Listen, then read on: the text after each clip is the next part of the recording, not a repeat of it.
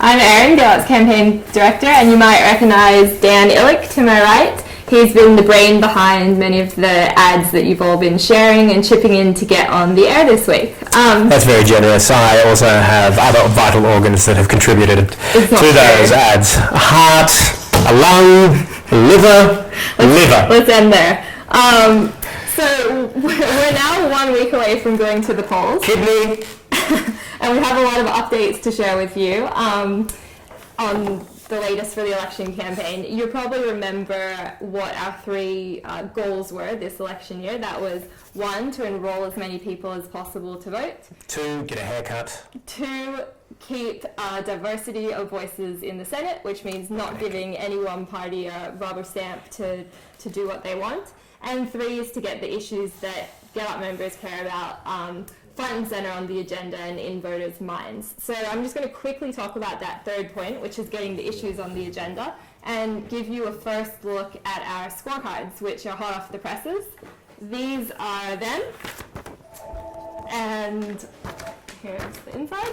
They detail the issues that you all voted on as the priority issues to you, which fall under the environment, social justice, a fair economy, and human rights. And they range from asylum seekers to marriage equality to a fair economy, to free and fair independent media, which is a topic we'll dig into a bit more regarding Rupert Murdoch and the ad that we've been running this week.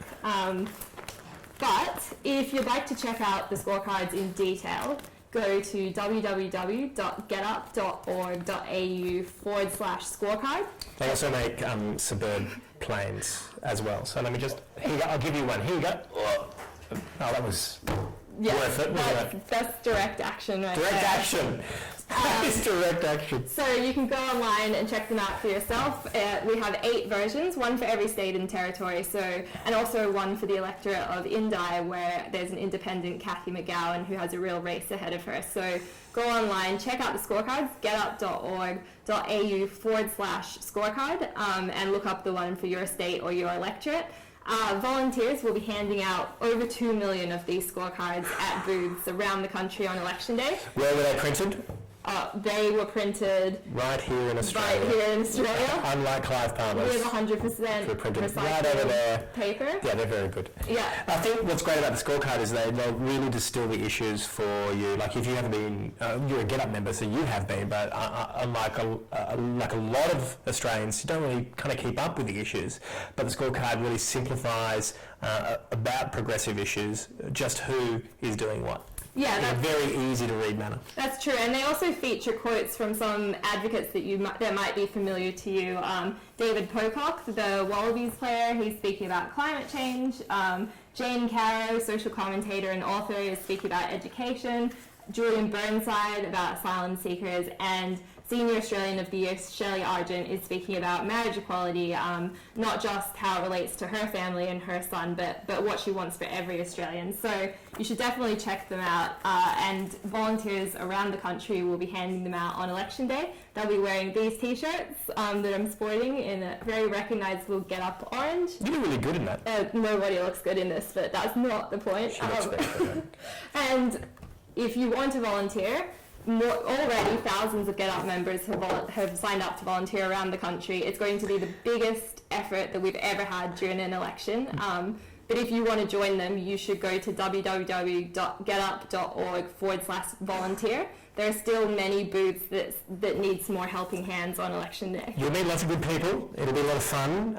So get out there and hand these out. So if you're not doing anything on election day, it's a great way to help GetUp out. Yeah, it's been. I mean, most GetUp members have referred back to past elections, and handing out scorecards on election day is one of the most rewarding things that they've done during their history as a GetUp member. So you should definitely check it out. And then you can buy yourself a cupcake from the cupcake shop. So now we've dragged Stan here. A sausage sizzle, perhaps. We can get him talking about some of the ads that you could be seeing on TV right now that are playing in some states, or more likely you've seen them because they've been emailed to you, or you've seen them online or shared them on Facebook. So the ads you're not seeing on television. Yeah, some of them are the ads that you're not seeing, and Dan will tell you a bit about why that is. Do you want to tell us a bit about the cheeky Rupert Murdoch ad and what's been happening with that? Okay, well, we created a campaign to kind of highlight the fact that, Rupert's got his hand in this election in quite a big way. And we've got an ad where a guy is talking to camera saying, hey, Rupert Murdoch, we don't need you to help us make our own, decide our election for us. We can make up our own minds. And he picks up the Courier Mail, which lands on his front porch, and then proceeds to mop up some tasty dog poo on the front lawn of his house and then puts it in the bin. Pretty standard fare, really. Dog poo, paper, pretty normal day things. I've actually brought in the actual dog poo from the ad right here. It's a little dry, to be honest, but it tastes great. So, try it at home, kids. But this ad has been banned, unfortunately. It's been banned from Channel 7 and Channel 10. Channel 7 banned the ad because they said it was distasteful for their audience. Channel 10 banned the ad because they didn't want to seem to be bad-mouthing other networks. I don't know what other networks they could be bad-mouthing. Perhaps maybe Foxtel? They might be said to be pot Foxtel because I don't know. It's hard to tell where Channel 10 lie on this. I should ask Lachlan Murdoch, one of the owners of Channel 10, just what he thinks. But I don't have his number. He doesn't even know who I am. I worked for him for years. He doesn't know. You know who I am? No, you don't. He's not even watching this. The ad has been playing, however, on Channel 9 for the past couple of days, thanks to all the GetUp members who chipped into that. And it's also been shared quite virally online, again, thanks to your help.